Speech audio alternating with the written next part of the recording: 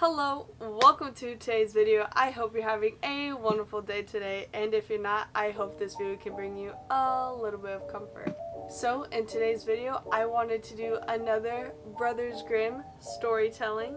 I'm going to do 4 short stories, and I hope you enjoy this video. The first story I plan to tell is The Giant and the Tailor.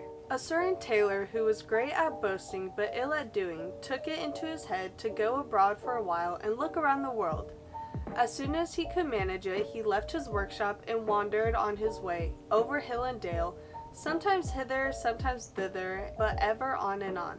Once he was out, he perceived in the blue distance a steep hill, and behind it a tower reaching to the clouds, which rose up out of a wild, dark forest. "Thunder and lightning!" cried the tailor, "what is that?" And as he was strongly goaded by curiosity, he went boldly towards it. But what made the tailor open his eyes and mouth when he came near it was to see that the tower had legs and leapt in one bound over the steep hill and was now standing as an all-powerful giant before him. "What dost thou want here, thou tiny fly's leg?" cried the giant with a voice as if it were thundering on every side. The tailor whimpered, "I just want to look about and see if I can earn a bit of bread for myself in this forest."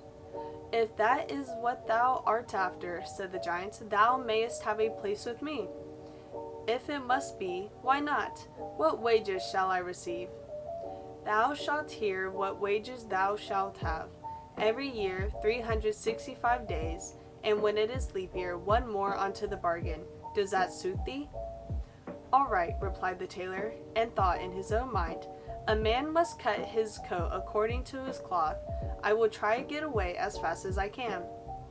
On this the giant said to him, "Go, little ragamuffin, and fetch me a jug of water." "Had I not better bring the well itself at once, and the spring too?" asked the boaster, and went with the pitcher to the water. "What? The well and the spring too?" growled the giant in his beard, for he was rather clownish and stupid, and began to be afraid. "That knave is not a fool. He has a wizard in his body. Be on thy guard, old Hans. This is no serving man for thee."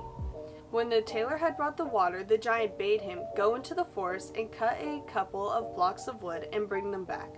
"Why not the whole forest at once, with one stroke? The whole forest, young and old, with all that is there, both rough and smooth?" asked the little tailor, and went to cut the wood. "What? The whole forest, young and old, with all that is there, both rough and smooth, and the well and its spring too?" growled the credulous giant in his beard, and was still more terrified. "The knave can do much more than bake apples, and has a wizard in his body. Be on thy guard, old Hans. This is no serving man for thee." When the tailor had brought the wood, the giant commanded him to shoot 2 or 3 wild boars for supper.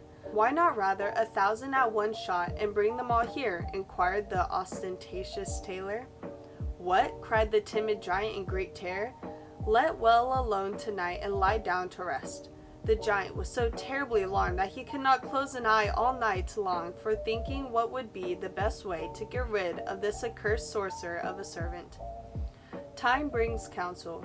Next morning the giant and the tailor went to a marsh, round which stood a number of willow trees. Then said the giant, "Hark thee, tailor, seat thyself on one of the willow branches. I long of all things to see if thou art big enough to bend it down."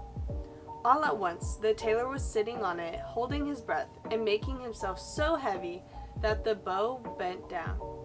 When, however, he was compelled to draw breath, it hurried him, for unfortunately he had not put his goose in his pocket, so high into the air that he was never seen again, and this to the great delight of the giant. If the tailor has not fallen down again, he must be hovering about in the air. I swear, these Brother Grimm stories just get more interesting. The Golden Key.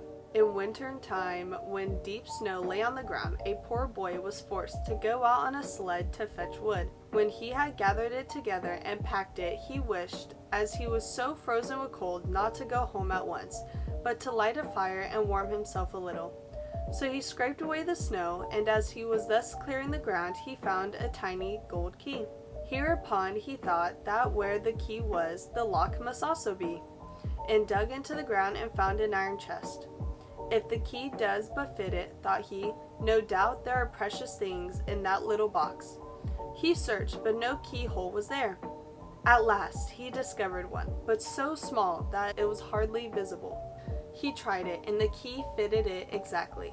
Then he turned it once round, and now, we must wait until he has quite unlocked it and opened the lid, and then we shall learn what wonderful things were lying in that box. Little warning, this next story does talk about domestic abuse. Sharing joy and sorrow. There was once a tailor who was a quarrelsome fellow, and his wife, who was good, industrious, and pious, could never please him. Whatever she did, he was not satisfied, but grumbled and scolded and knocked her about and beat her.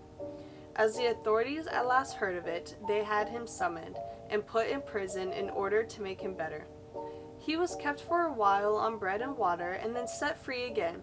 He was forced, however, to promise not to be his wife anymore, but to live with her in peace, and share joy and sorrow with her as married people ought to do. All went on well for a time, but then he fell into his old ways and was surly and quarrelsome. And because he dared not beat her, he would seize her by the hair and tear it out. The woman escaped from him and sprang out into the yard, but he ran after her with his yard measure and scissors and chased her about, and threw the yard measure and scissors at her and whatever else came his way. When he hit her, he laughed, and when he missed, he stormed and swore. This went on so long that the neighbors came to the wife's assistance.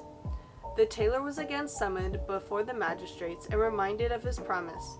"Dear gentlemen," said he, "I have kept my word. I have not beaten her, but have shared joy and sorrow with her." "How can that be," said the judge, "when she continually brings such heavy complaints against you?" "I have not beaten her, but just because she looked so strange, I wanted to comb her hair with my hand. She, however, got away from me and left me quite spitefully. Then I hurried after her, and in order to bring her back to her duty, I threw at her as a well-meant admonition whatever came readily to hand. I have shared joy and sorrow with her also, for whenever I hit her, I was full of joy, and she of sorrow, and if I missed her, then she was joyful, and I sorry." The judges were not satisfied with this answer, but gave him the reward he deserved. And this is the final story, The Nail. A merchant had done good business at the fair. He had sold his wares and lined his money bags with gold and silver. Then he wanted to travel homewards and be in his own house before nightfall. So he packed his trunk with the money on his horse and rode away. At noon he rested in a town, and when he wanted to go further, the stable boy brought out his horse and said, "A nail is wanting, sir, in the shoe of its left hind foot." "Let it be wanting," answered the merchant. "The shoe will certainly stay on for the 6 miles I still have to go. I am in a hurry."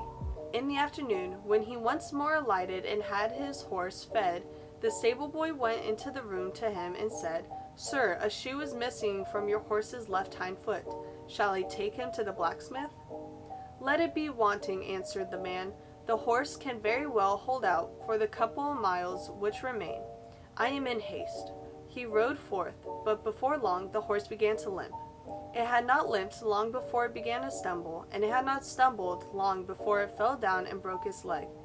The merchant was forced to leave the horse where it was and unbuckle the trunk, take it on his back, and go home on foot. And there he did not arrive until quite late at night. "And that unlucky nail," he said to himself, "has caused all this disaster. Hasten slowly." Thank you so much for watching. I hope you enjoyed this video. I have a big project I'm working on, and I'm going to be busy for a lot of the summer, so I'm trying to make quicker and easier videos. So I hope you enjoyed these 4 little short stories of the Brothers Grimm. Now, wouldn't it be amazing if we could get through this whole book? I know, I'm very advantageous. However, I hope you enjoy them in the process. If you have any thoughts, make sure you leave them in the comments down below. Be sure to check out my description box, and don't forget to like and subscribe. In the winter time, when deep snow lay on the ground, a poor boy was forced to go out on a sledge. Is that sled? Is that how you spell sled? Okay. Should I do my outro again? Nah, I think it'll be fine.